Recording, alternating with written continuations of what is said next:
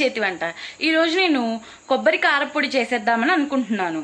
అయితే దాని ప్రిపరేషన్స్ అనేది ఎలా ఉన్నాయి, ఏంటి, ఎలా చేసుకోవాలనేది చూసేద్దాం.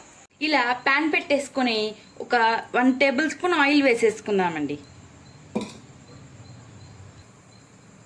ఆయిల్ హీట్ ఎక్కగానే ఎండు కొబ్బరి ముక్కలు మనం నీట్గా కట్ చేసుకున్నాం కదా, వాటన్నిటిని దీంట్లో వేసేసుకొని వేయించుకుందాం ఒక 5 to 10 minutes. అవి దోరగా వేగేదాకా వేయించుకోవాలి. ఇప్పుడు ఎండుమిరపకాయలు ఒక 5 నుండి 6 తీసుకున్నానండి. అంటే నేను తీసుకున్న ఎండు కొబ్బరి చిప్పని బట్టి ఇవి తీసుకున్నాను. అయితే మీ కొలతను బట్టి మీరు ఎండుమిరపకాయలు తీసేసుకోండి. వీటిని కూడా నీట్గా ఇట్లా వేయించేసుకోవాలి.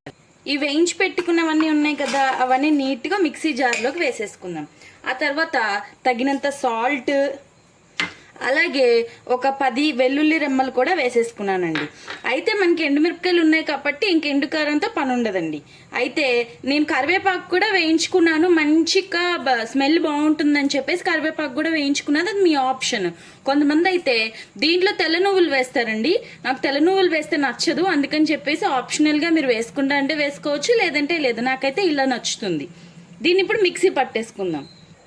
ఇదిగోండి, ఇలా ఫైన్గా నీట్గా మిక్సీ పట్టేసుకోవాలి. మీరేంటి నాకేంటి ఇలా ఎర్రగా వచ్చింది, వీళ్ళకి రాలేదేంటి అని అయితే భయపడకండి. మనం తీసుకునే ఎండుమిరపకాయలను బట్టి ఆ కలర్ అనేది మారుతుంది.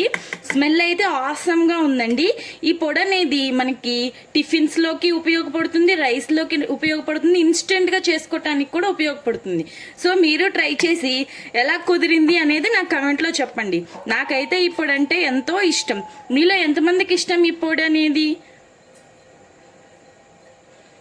బాయ్ అండి. మరి నేను నెక్స్ట్ రెసిపీలో కలిసేస్తానే.